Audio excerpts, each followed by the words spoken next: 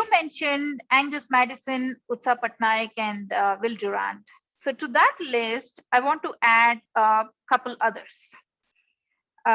So as you already mentioned, the very first time the word caste was used for Varna system was by Portuguese, the Spanish Portuguese word casta.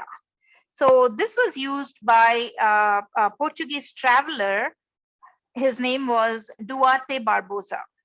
So Barbosa was a traveler to India, and he lived extensively in India and traveled, especially in the Vijayanagara Empire. And at that time, he mentions three classes, three groups in the society. The kings, first he says were the kings. Next he says was the priest class. And the third he says was the servants, the artisans.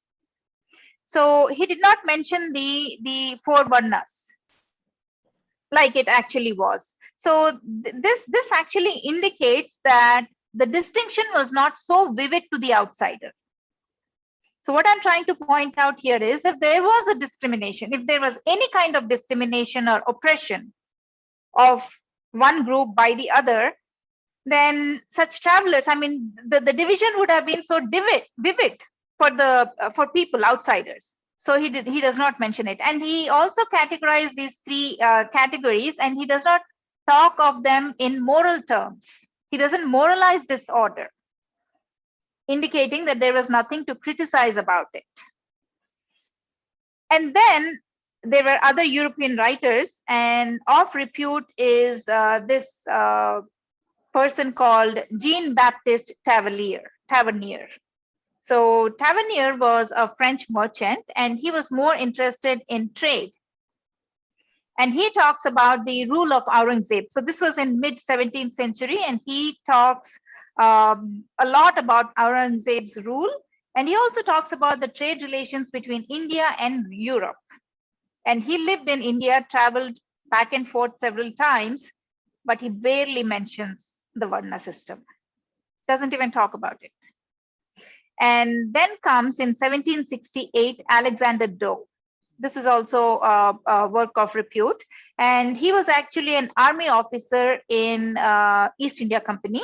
And he published a translation of History of Hindustan.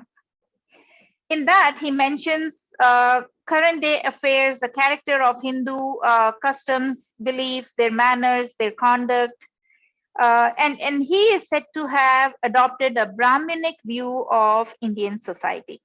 And he was highly critical of Mughal disregard for Brahmins. And he was very impressed by the Brahminical way and called them the noble tribe. And he noted that the West somehow erroneously perceived the practices of the Hindu society. And he dismissed all the rampant reports about sati and other practices also. So he used to talk highly of Brahmins and all the practices of Hindus. And then come the 1800s. This is where the narrative took a turn. This is where the distortion began, because this was the time that the French Jesuit missionaries entered India, and everything changed after that. Now, there is this person called Abbé du Bois. He's a Jesuit missionary, and he came to India to actually escape the ravages of French Revolution. He wrote two works which are noteworthy, and one of them is called the Letters on the State of Christianity in India, and this was published in 1823. It's actually a pamphlet, and here he notes that converting Hindus was impracticable. Why? Because the Brahmins were the chief impediment to the Christianization of India. And here's the most important thing that he said. He said, I am persuaded that it is simply and solely due to the distribution of the people into castes that India did not lapse into a state of barbarism, and that she preserved and perfected the art and sciences of civilization, while most other nations of the earth remained in a state of barbarism. So that is what he had to say about Brahmins and the social order. And this is coming from a Jesuit missionary, the very brand of missionaries that are actively engaged today in dividing our country through the false narratives of caste discrimination. The most interesting thing is these missionary writings became the manual for British East India Company to strategize their rule, because the British barely knew anything about the society, Indian society. They were either concerned with conquest, control, or trade and economy and the profits that came from trade. So, and they also did not have the access to the locals because they were not friends of the locals. They were always foes of the locals. They always wanted to control. So the locals resisted them. So who could penetrate into the society? It was the missionaries. So the missionaries knew much more than the Britishers. And this is how these caste narratives, this is where the caste narratives actually started. The Varna actually became caste at this point in their hands, in their writings. That's excellent. Excellent roundup of the recent historical tradition and how it became caste through the intermediary of the missionaries. That's an excellent roundup. Right. That's actually the missionary narrative, how through the missionary writings, this caste narrative came floating into our society. Now, I want you to take us to the point when this perfect social order became segregated into upper and lower. How did this happen and at what point? Excellent question again, Esther. So I think we had to put right in the front that we need to deconstruct all these words. Not only the discrimination that we're seeing is sheer ignorance or malicious bigotry, has used the word discrimination. Similarly, this notion of upper and lower, where did that come from? That too has to be deconstructed over here, so we have a good understanding of this manufactured identity that we have today. So when the colonial interpreter, when they came with the so-called caste pyramid, they propose a caste pyramid, if you will, where they saw the Brahmin at the very top, the apex of the pyramid, with a few of them, followed by the Kshatriyas, followed by a greater number of Vaishyas, and at the very bottom, they put the Shudras. The Shudras are the biggest over here. So this kind of a caste pyramid construct lends to the so-called upper caste and so-called lower caste from the perspective of these interlocutors, with this nice mental picture of a pyramid helping them to do these kind of things. But then such a notion is utterly bogus from the Indian historical context. I've already given the example of Adi Shankara's Vajra Suchi Upanishad, where he's calling out who is a Brahmana and saying that it's only your noble deeds that make you that. And I've called out the example of Bhagavad Gita, the gunas disposition that determine your varna. We talked about fluidity of the various varnas and jatis that people could move about. Not only people, entire communities could transform into different varnas. We're seeing that. So we are seeing continuously a tradition that does not have any of these notions of upper, lower, preferred, not preferred, and all of these kind of things. That is what we're seeing over here. So what is the historical reality?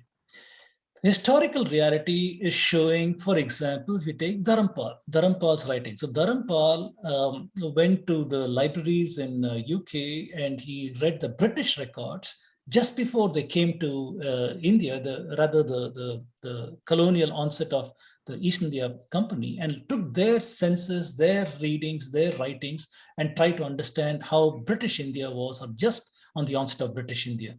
And they talking about how education was widespread in India, and that Dharampal is saying the typical composition of a class from British records in Tamil areas or in Bengali areas was such that more than 50% were the so-called backward classes. Again, these notions of backward and so on.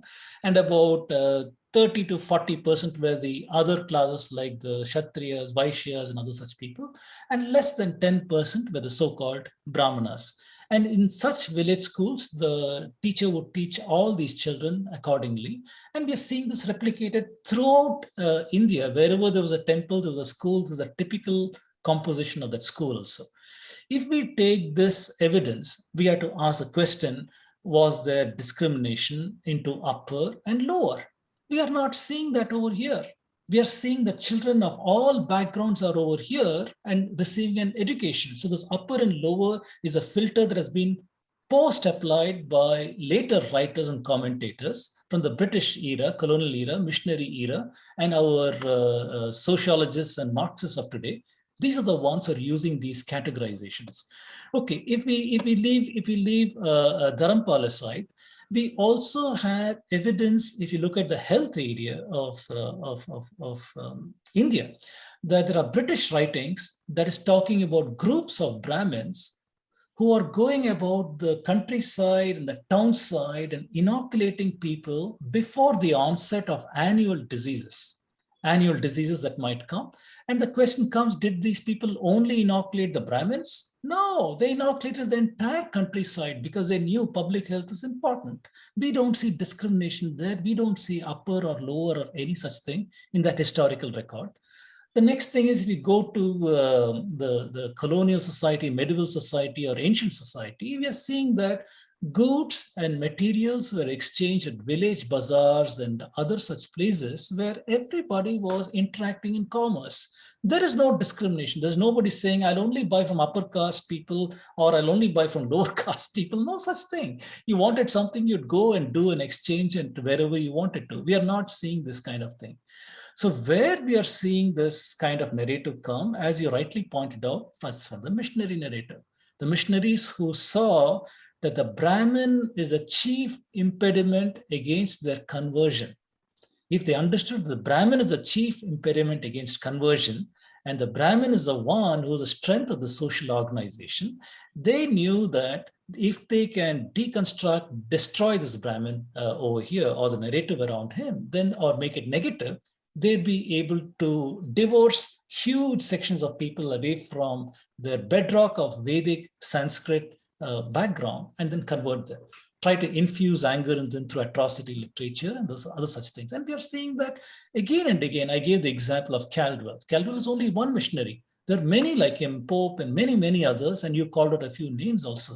So these people, they were interested in taking the linguistic theory, which tried to say Aryan invasion, tried to show that there are two language families in India, the so-called Aryan, Dravidian, and by means of this, tried to show that perhaps this southern Indian was oppressed by the northern Indian, and the poverty which the British had caused. India was a wealthy society, like I said, talking about Utsa Patnaik, talking about Will Durant, talking about Angus Madison, who all point out that India was a wealthy society.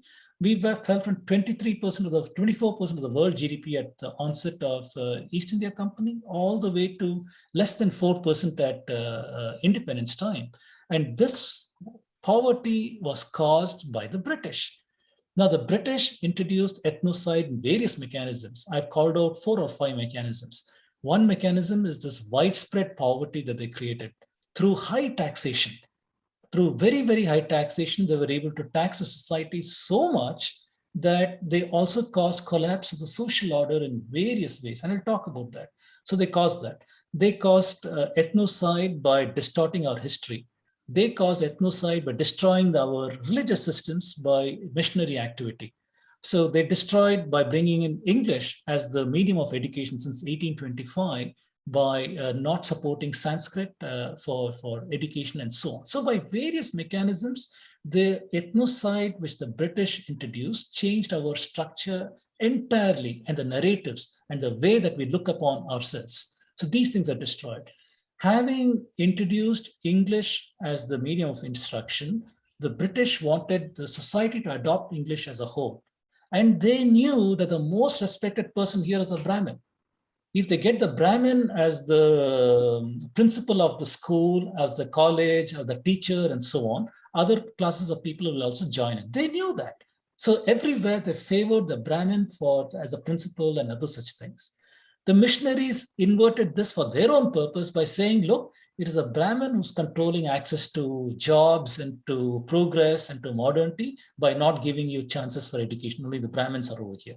So they not only destroyed the artisans' way of life through two or three mechanisms. One of them is the taking of knowledge systems from India through the manufacture of cotton textiles, through the manufacture of iron, steel, zinc, and other such things. They took knowledge of these processes which were in the hands of the artisans. Artisans were the ones who were doing these things.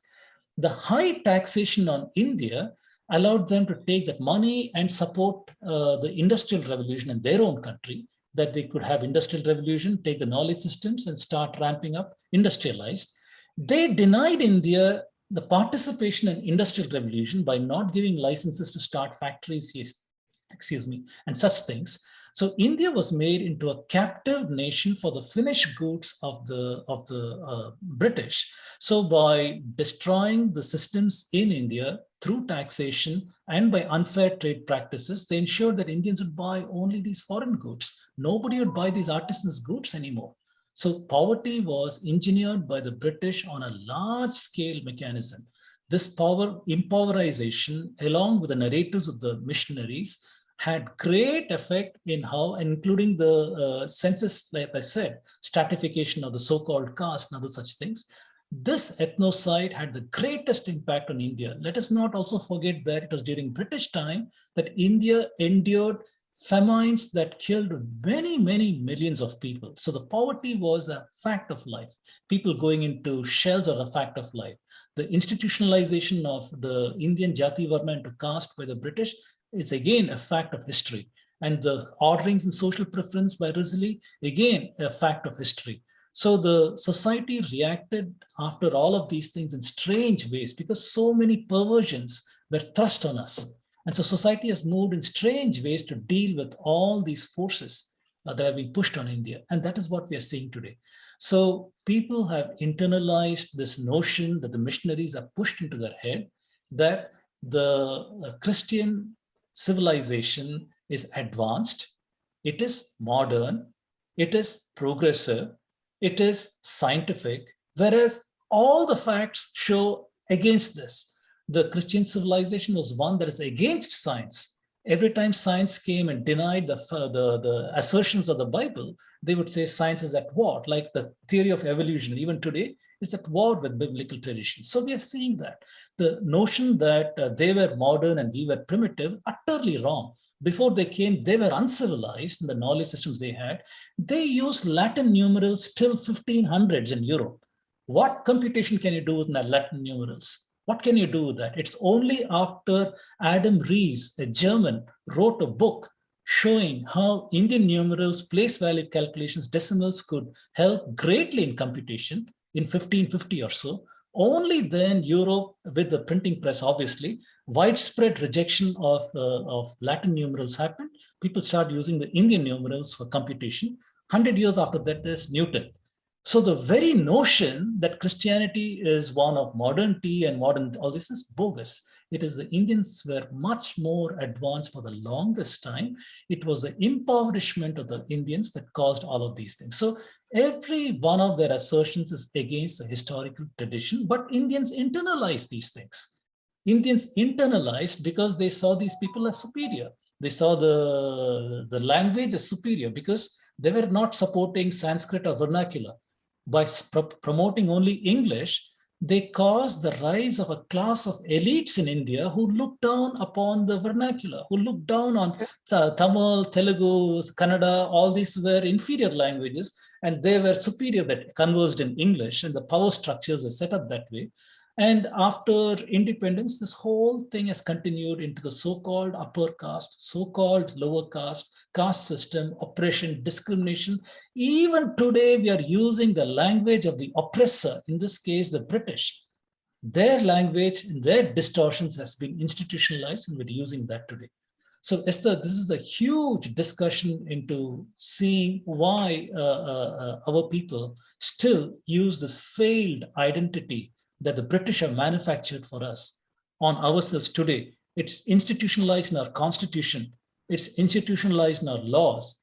It is the dominant way in which people look at each other.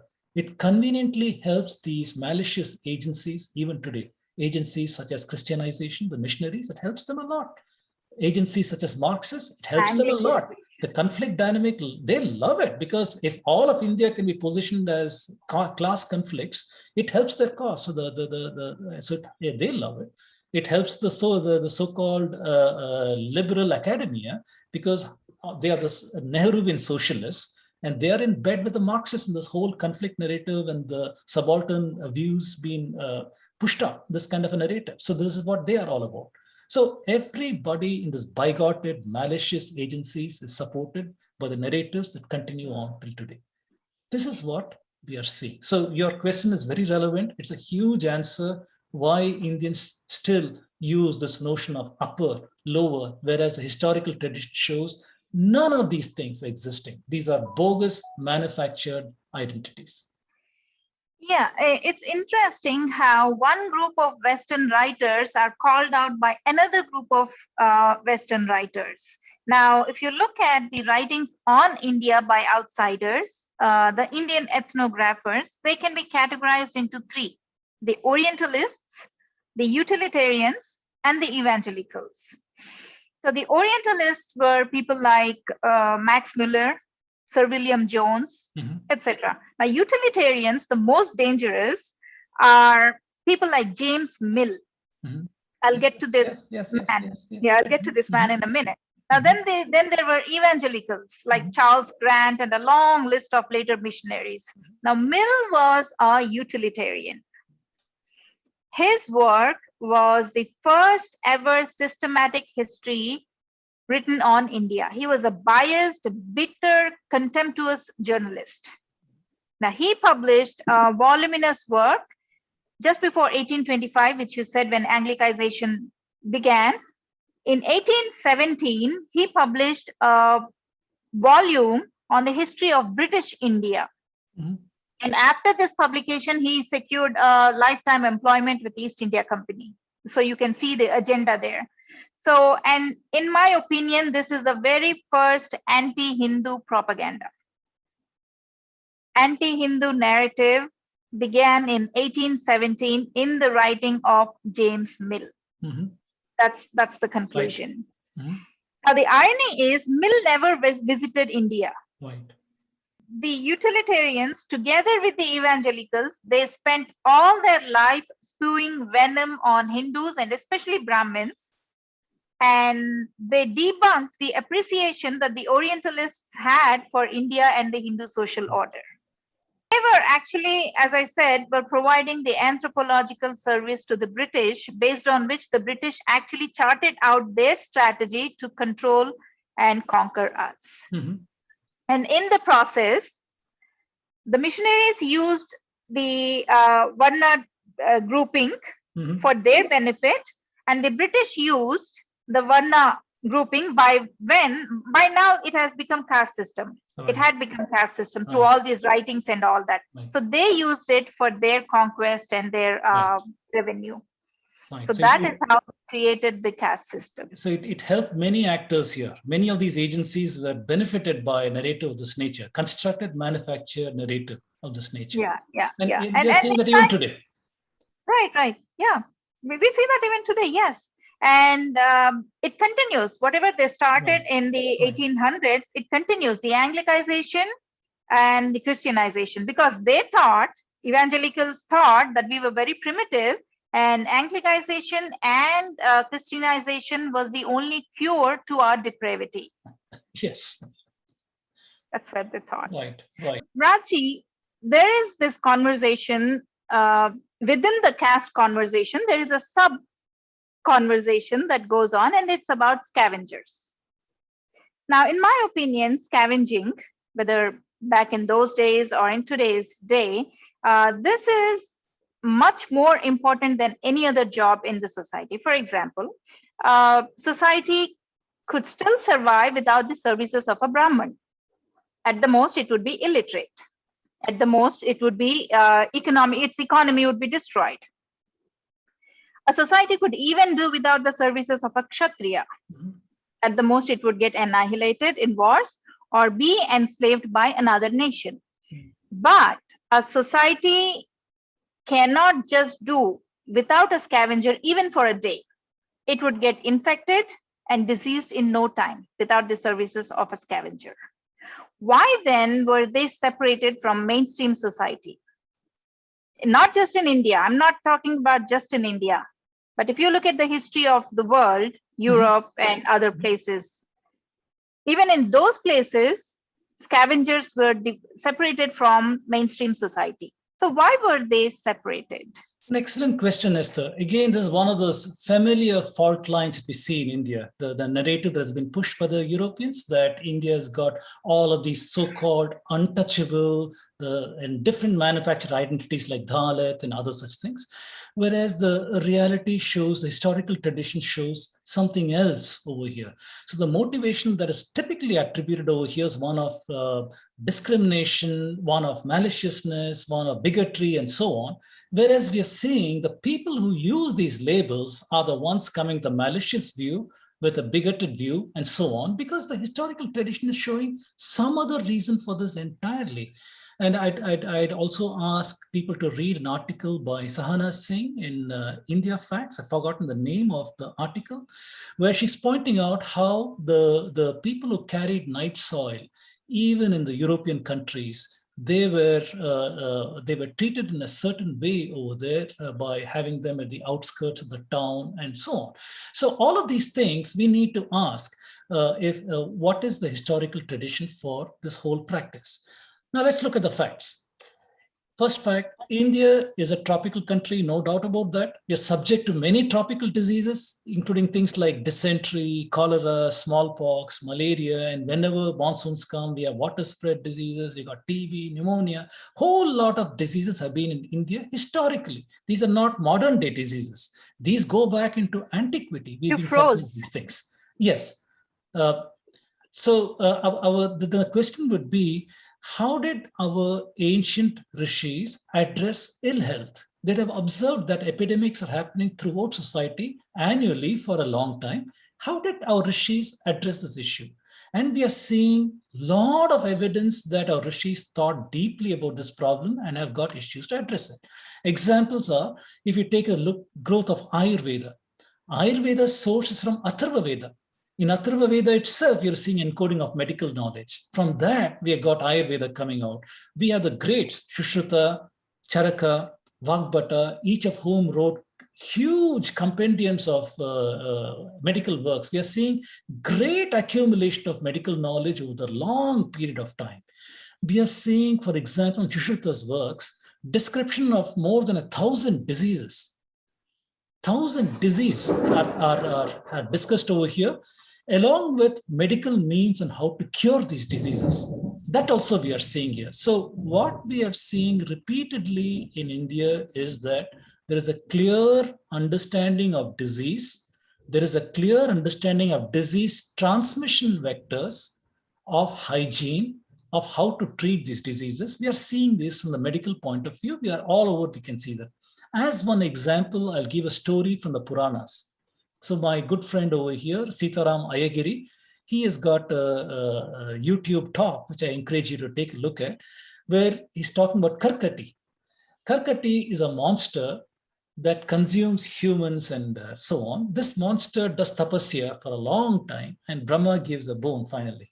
And that bone, that monster says, it wants to become as tiny as a pinhead, and it is shiny and can be seen in reflected light. And it says that it wants to enter humans through the nose and the eyes. It dwells in the places where people are immoral, who got poor habits, who are gluttonous, who do not follow the Shastras, and such people, it enters and consumes them. Now we just step back and look at what is the story saying. Like I said, Dharma Shastras have got a lot of purity, ritual purity, and practices and how to live a healthy life and a good life and so on. So people who don't follow Dharma Shastras are typically who perhaps are poor in hygiene, poor in various other things, and that is where disease dwells. So we are seeing in this story a clear understanding of disease transmission vectors. So I gave the example starting with India having a lot of tropical diseases annually, gave the example of our rishis like Charaka, Shushruta, Vagbata, many others, and we're seeing evidence of knowledge of diseases and curing from them. Even in the Puranas, we're seeing an understanding of hygiene and stories that talk about that. Let us go all the way in the historical tradition and look at the British. What did the British write? So the British wrote a lot about Indian medical practice, but I'll only point out a few things. There is a 1765 account of the British that says in the Bengal provinces, there were groups of Brahmins who will divide themselves into many, many groups annually. And before the onset of the diseases, they would go to the towns and countryside and they will inoculate. They'll inoculate the people against smallpox and other such diseases. What it is telling us from the British record is that there is a clear understanding of public health. It is not enough that I should be healthy or my family alone should be healthy, but an understanding that everybody must be healthy, which is why they went and inoculated in various villages, towns, and so on. The British record even says you must follow a regimented hygiene or rather a diet for 30 days prior to the inoculation. So the Brahmins would come from house to house and ask, have you followed this diet? Only if you followed that diet that inoculate you, otherwise you're not strong enough to take the inoculation. They wouldn't do that. So such deep understandings was there. And clearly in the 1765 account, many years before Jenner is supposedly having invented vaccines, we are seeing that in India. We are also seeing the British are talking about in places like Orissa, some of the paper in 1800s, that is saying that how did they actually do this inoculation? That is saying from the cow teats, they're taking the pox out of that, and they'll also pierce it with a needle and take the blood out of that cow and mix it along with the pus. And that is the way they create their vaccine. We're also seeing what is called variolation. That was known in the world also for quite some time, where an actual human who has contracted smallpox, that person's blood would be taken and that will be cut, another person will be infused with a bit of that blood. So you also get immunity to that. We are seeing that also. We are seeing variolation. We are also seeing vaccination that is present from the British records in ancient India, in 1800s India. They're talking about how in Orissa, in some villages, the Brahmins are coming there along with this pass that they have, asking the people, have you followed this hygiene, if you are rather this diet for 30 days? If they followed, they say they'll cut a piece in their upper arm and use a cotton swab to touch that pus and to touch it over there.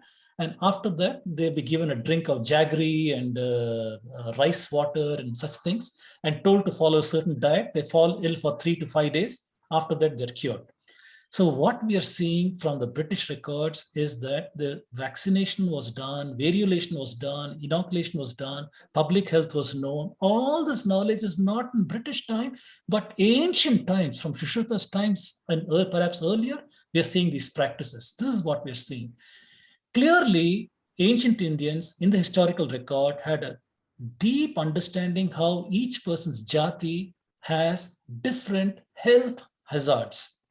For example, if somebody was a butcher, in the butcher's workshop, he's going to kill animals, cut them, and so there's rotting flesh everywhere.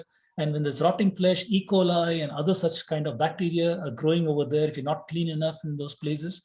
So the butcher gets some immunity to it, and he passes on that immunity to his children, to his wife, and to his community over there. So we are seeing that understanding. Similarly, a metal worker, somebody is working with metal vapor all the time, has got respiratory problems, TB and other such things. Again, immediate family, community gets some immunity to these things. A farmers working in the soil contains various corona complexes, not COVID-19, but various other coronaviruses are there. So the farmer gets some immunity by working the fields day in and day out. His community, his wife, children, they have that immunity.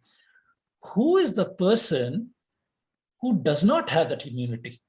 It is the Brahmin. It is the Brahmana who's sitting in this house, waking up in the morning, having a bath and reading the Gayatri Mantra and not doing any physical labor and not doing all these things. This is the person who's got the least immunity in this entire social ordering that we're seeing in society.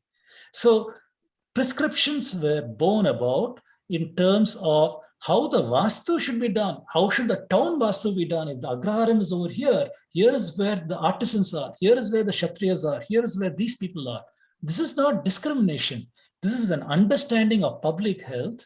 By the profession, they have the immunity and making these layouts such that the social isolation would be, distancing would be followed in some sense. We are seeing that.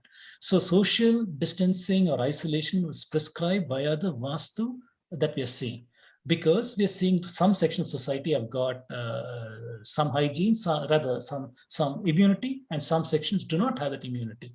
So we are seeing that several of the shastric recommendations we are seeing on ritual purity and other things. If you come in contact, a brahmana comes in contact with a butcher or somebody else, there are some prescriptions. Go and have a ritual bath, and that bath is supposed to remove that impurity. So there's an understanding right here of several of these issues of health that I'm talking about and giving historical evidence for these.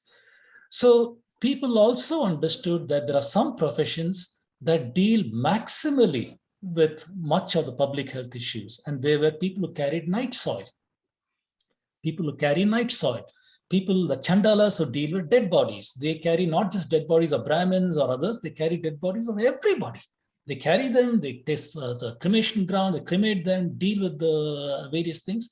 So there was an understanding that there are some professions like this, the people who carry night soil, the people who cremate and other things, they have the maximal exposure to the most bacteria and viruses, and they were prescribed to live at a distance away from this traditional town planning. They were prescribed to live at a distance, not because they were lower or upper or discrimination or such things.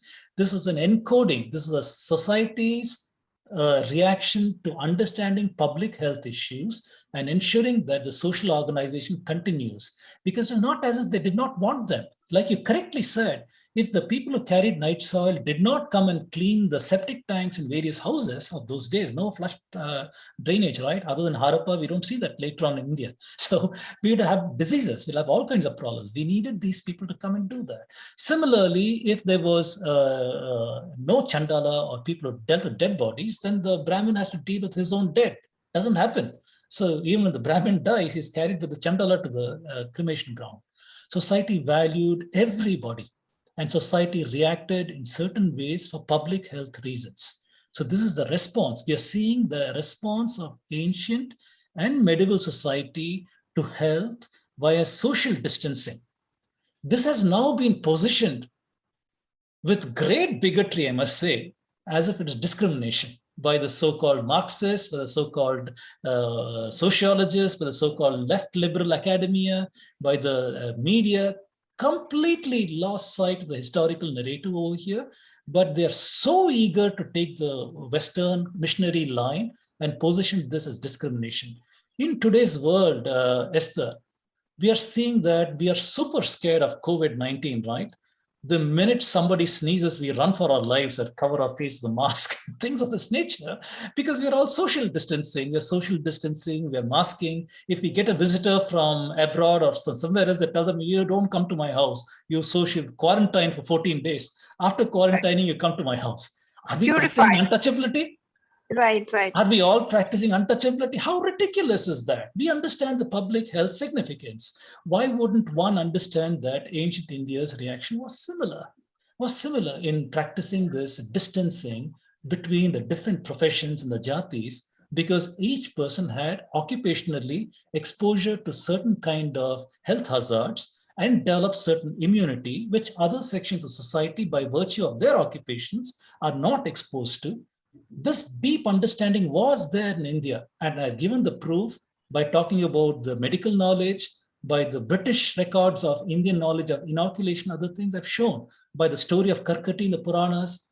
Deep knowledge was there in India about the disease transmission vectors, and this is society's way of dealing with these measures. So it is meaningless to position it as discrimination or bigotry. Right. You said that it was the Brahmin who had the least immunity. Right. Now, to an outsider, especially a Westerner who was looking at all of this through the Western lens, and not only the Western lens, through a Christian lens, wouldn't understand why a Brahmin would have less immunity, because he he called the Brahmin the priestly class. Mhm. Now, if you look at the priestly class in Christianity, the Levites, the Judaic Right. priests, they would eat everything. They would live, their lifestyle was just like the rest of them in the society. So a Westerner looking at this social order would never understand why the Brahmins were different. Right. And in fact, each of those groups, people from each of those groups were different because their lifestyle differed, their diet differed. Not only ignorance, but also maliciousness had a role to play here by intentionally positioning it this way. For example, I'm sure they would have known the Levites also practiced ritual purity. In many of the festivals or observances they had, they practiced purity very similar to the muddy that we have in India. They had a very similar kind of ritual purity, which the Levites, the Jewish people, at least followed. So Yeah, it's not as if exactly. they're unaware of these things. So they were certainly aware, but there is a level of maliciousness when you deliberately take what is clearly a public health and other issue, and you position it like our Marxists today are doing in NCRT textbooks and other places, Correct. positioning it as a great social evil of discrimination, whereas the historical record has got absolutely nothing of this nature, but a clear understanding of public health for all, that everybody must have good public health. So you also must understand that this is not the Jews writing it. Well, the Jews had ritual purity, which the Christians already called out. Right. The Jewish priesthood has been debunked when Jesus came. He's the high priest now. Jesus is the high priest. Right. It's the Christians that were writing this narrative. So they even called out the Jewish priesthood and their ritual purity and all that. Again, it's important to call out that despite this aspirational goal for Christians of equality, we don't see equality anywhere in the Christian community, anywhere. Just because somebody is a Christian in India, let us say in a Tamil Nadu village somewhere is a Christian, he cannot go and ask to marry, let us say, some redneck white person's daughter because she's a Baptist. He's also a Baptist. That does not happen. There's a lot of racism implied. In India itself, there is racism based upon the jatis that they have followed. In India itself, if you're a Catholic, you cannot be buried in a Protestant grave. If you're a Protestant, cannot be buried in a Catholic grave. So this whole notion of equality, if it is an aspirational goal for Christians, we sure don't see that in practice. In fact, we have the Brahmin Christian matrimony, we have the Dalit Christian matrimony, the Reddy Christian matrimony, Agarwal Christian matrimony. You have a whole lot of Christian matrimonies. A Brahmin Christian would want to marry a Brahmin Christian. Right. So it is very, very strange that they hold on to these identifiers where they clearly don't qualify by Adi Shankara's notion, who is a Brahmana. Do they qualify by that? They have rejected just about everything. They don't qualify. They simply should not use that label at all. So it is their bigotry continuing with labels of that nature. Correct. So thank you so much, Raji, for those fantastic insights into what the Varna Vyavastha is and how it has been distorted by pretty much everybody that visited India. We are going to continue these conversations from different aspects. So this is the historical aspect. We had to begin here. And then we will move into what the Shastras are saying, what Manusmriti is saying. And then we will move into the current day narrative. Thank you all for watching. I will see you in another episode. Until then, namaste.